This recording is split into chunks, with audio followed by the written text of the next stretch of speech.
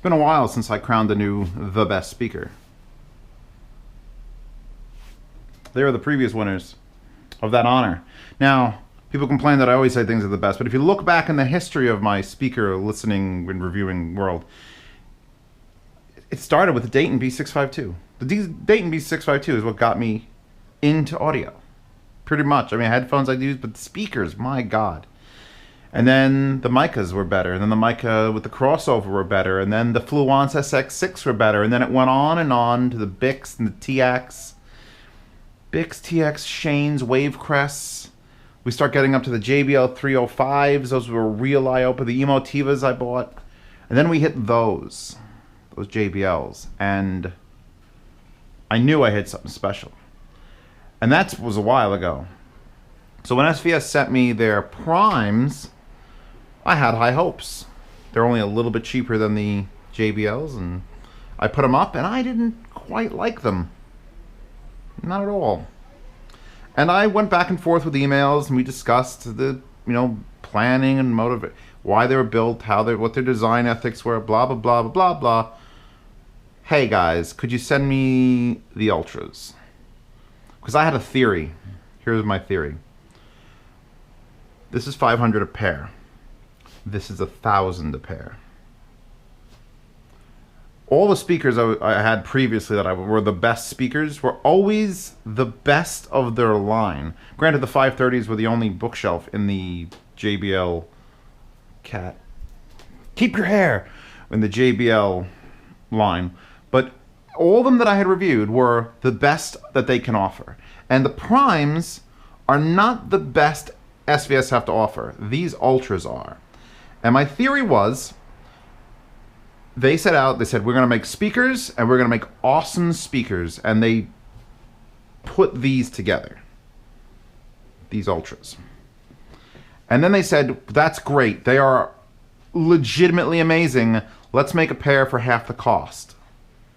And the problem with that is they went too far. They couldn't make them as good as this, probably for material reasons, but also because they want you to want the better ones. And they went just a little too far down. These are trebly, sibilant. I don't want to say hollow, because they're not that, but they lack the magic that makes a good speaker into a great one. All the other speakers that I say are the best have the magic. So these compete. You want to do a home theater, you're just looking for effects channels, you can get away with this. Here's the matching center, by the way. I'll pull this out with the blanket so that you can take a look. God, don't hit the Ultra. So the center is a correct design. You want, here's what you want in a good center. Whatever that is. You want a center column so that when you're here in your room or here in your room, the main parts that are gonna have effect by time delay are vertical in line so that you're always there. So that's why if you're doing a really crazy home theater, you just basically put a vertical speaker in the middle. So they followed all the rules. But whatever they did to the primes to get their price down, whatever they had to do to make them sit where they sit, it's just a little bit too much tweeter in there and not enough magic. I know, audiophiles love the term magic. It's people that I try to talk to are just going to go, what did Seals just say? There's not enough magic in the primes? Is that listed in the specs? And no, the magic is not listed in the primes. Specs. Don't touch that, Chewbacca. All the magic is here in the Ultras. What the hell are you talking about, Zeos? Why are you talking like a crazy person? When I got these, they came off a pallet on a truck because the giant SVS sub came with it.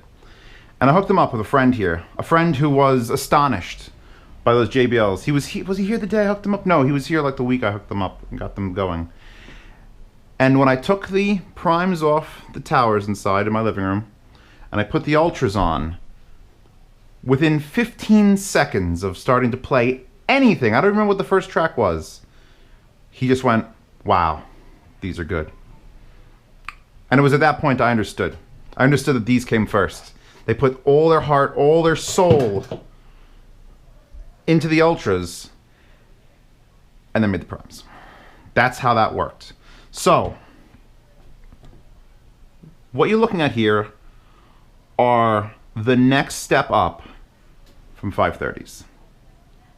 Now, I didn't animate a rape scene at the beginning of this because I think I've grown past that point, but we'll see. The point being, these are $1,000 a pair, and they sound like it. And that's a tough nut for someone who's as cheap as I am, and I am a cheap ass. And that's why I asked you guys to send me in headphones and stuff. I don't want to spend money. But as a cheap ass, I could tell you, if you're thinking about a home theater right now, you're thinking about an SVS sub, you're thinking about setting it up 5.1, just consider for a moment taking your budget for speakers, and if you got the primes, it would be $500 for this. I think that's $300. Then if you got the little rears, which I told you not to get, I sort of really freaked out about the little satellites. Those are $250. Take all your budget for the 5.1 and just buy a pair of these. You have to understand. You can't understand, and you have to understand. And the only way you're gonna understand is by hearing it. Don't set up a 5.1. Go to SVS. Pick a sub. They got their subs are world renowned. I've already reviewed one. I'm gonna review the giant one soon. Pick a sub and just get 2 speakers. And I know you want surround sound. You want it so bad. You're listening to me speak like, but I really want surround sound, and you'll have it eventually. But buy a pair of these first. Now, if you look at the build, see, here's what really bothered me about the 2 speakers. A lot of times you go to a speaker place and it's like, well, here's our lower end model, it's a 4-inch. Then there's our middle grade model, it's a 5 1/4, and you get the big one, it's a 6 1/2. And that makes perfect sense to me. So the fact that this is a 2-way 6 1/2, and this is a 2-way 6 1/2, sort of like just made me stop. It's like, what? So they've kept the exact same basic footprint, and they doubled the price. And you look at the tweeter, and I'm sorry, it is identical, except for this very nicely machined aluminum cup instead of the plastic. They look identical. And my disappointment with the tweeter in this, and how just it was slightly too harsh, and it imaged well, but there was just something not clicking with me, and might not happen to you. So, you know, take this review with a grain of salt. Everyone else seems to like the primes. Maybe Zeos is just flawed, but Zeos is not wrong about these speakers. You want to put these there. What did Zeos say about these? That's what he said about the Ultras. Now,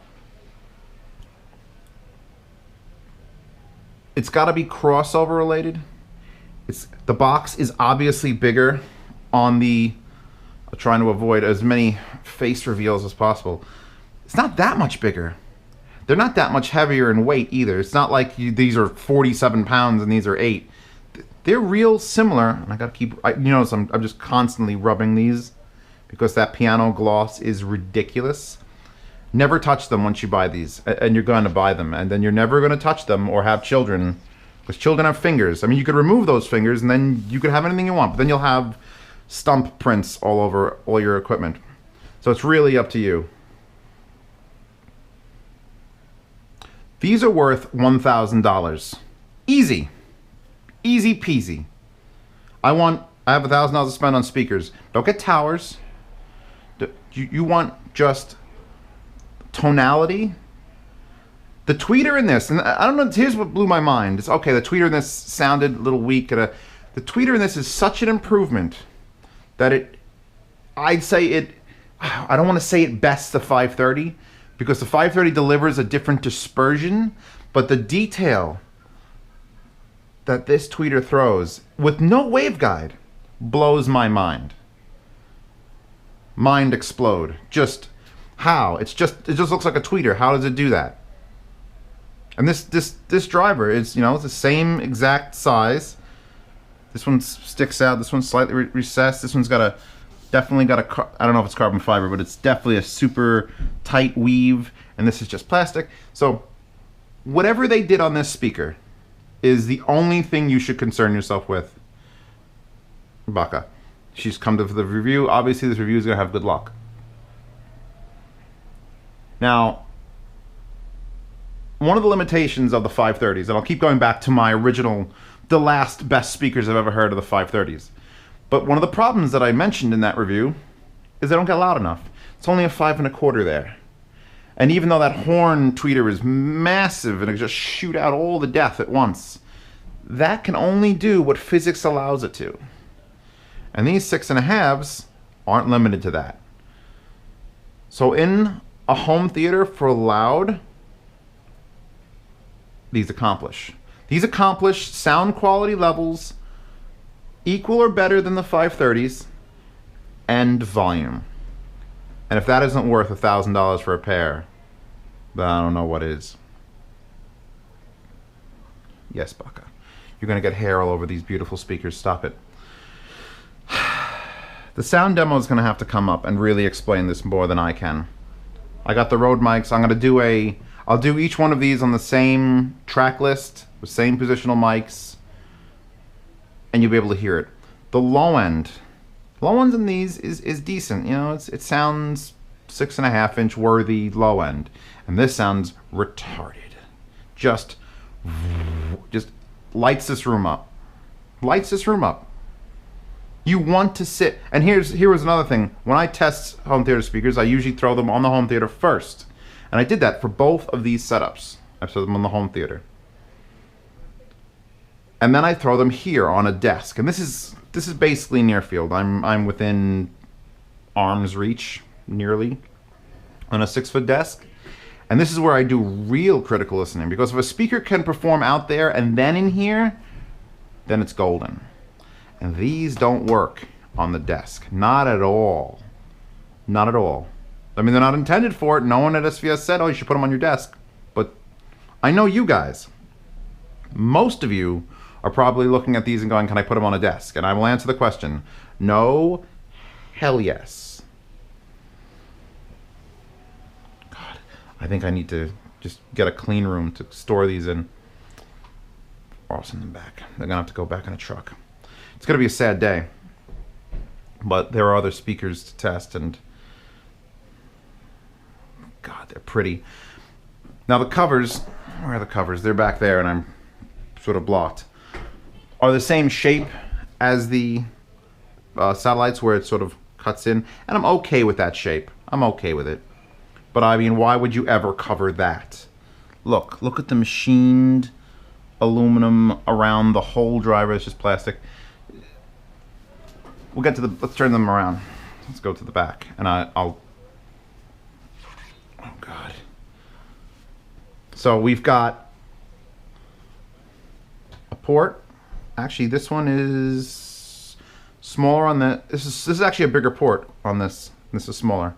You've got a single set of binding posts on the prime. You've got dual binding posts, so you could separate these and do biamp if you want.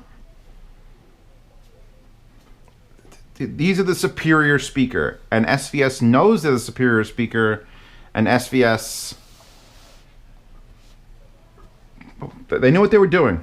They knew what they were doing when they this is worth its own room in Denver at the Rocky Mountain Audio Fest. SVS should just buy a room, put a decent sized sub in, and run a pair of these. Whatever that costs them to promote, because they're that good. They're that sort of level of wow. They have the wow. They have the wow. Those had the wow. Those 305s had the wow. These have the wow. These have the $1,000 wow. And these are just okay. I won't be any harsher than just okay. But seriously, if you're considering, you've got your budget. You got a $1,500 budget for a home theater. Buy a $300, $400, $500 receiver and a pair of these. That's it. Don't run a sub, don't run a center, don't run rears. Skip all of that. You can get those later. You can get those 3 things later. And if you don't like these, SVS has a bill of rights that'll let you send them back. You know, I don't like them, take them back. They'll do it. instantly. And you know what's going to happen though? You're never going to send them back. Consider it. Consider taking your budget and just throwing it all on 2 speakers. Just roll the dice, understand, and then you can work your way up from there. If your budget's only $1,000, well, you're kind of screwed. You have to have the receiver. You could piecemeal. I mean, I would rather have these 2 speakers and like a $200 sub than a $500 sub and the primes. So that's where I'm at right now. People come with me all the time, home theater advice all the time. They got a budget, I tell them what to do. And it's always usually save money on the rears, which I basically described in the prime satellite video. The sub is room dependent. If you've got a massive room, my room inside is 20 by 15, and it got a big opening back there, so this is a big room. So the PB13 Ultra destroys this room. I could probably live with the smaller sub in here, the PB2000, or even the sealed Master Race. But don't cheap on the speakers. Cheap on the sub, cheap on the rears. Skip the center entirely if you have to. I don't even have a center running in my living room. You know why? Because once you have left and rights that are world class, you have to match or beat it with a center channel. I discussed it in my home theater review, Home Theater 101. The center channel, once you have a center channel enabled, everything that happens on screen, everything you watch on that screen comes out of just the center channel. So putting $1,000 left and rights up, and then putting a $15 center channel, don't bother. Just, I'm gonna say 50% of the time, if you don't have a lot of guests and a lot of people sitting around, you could just skip the center, have these sons of bitches do all the work in the front perfectly, and then you can just put some rears and a sub. 4.1, or in my case 6.1, because I have sides and backs. These are things you need to consider. Now, I'm doing a lot of arguing for the cost because I have to, because most of the viewers here are not going to spend $1,000 on speakers, and you need to understand that yes, there is, you can deal. Love the JBLs, love all those speakers. I love them all. I own them all, so I love them. But when you're ready, when you're a person that's not going to have a shelf full of speakers and you just want the end game, it's time to spend some money. $1,000 towers will not do what these $1,000 bookshelves will do. $1,000 towers will get whomping loud and probably have a lot of bass, but you're spreading that $1,000 real thin. You're spreading it on a giant box, on shipping, on crate. These are absolutely, right now, the best speakers I've heard, period. Now, come a year from now, maybe I say that exact same line again on another pair of speakers. Maybe it costs $200 more, maybe it costs $200 less, but I doubt it'll cost $200. Let's put it that way. Whatever is in this, making the magic fly out of it, that's something. And the primes are right. They're right. But you know, just take those, take that budget. You're halfway there. You're halfway to perfection. And just go all the way to perfection. Sound demos in the description for both of these. With the new Rode mic setups, I'll try to get it to be as accurate as I can. Maybe I'll have them point in. I don't know yet. This review's been a long time coming.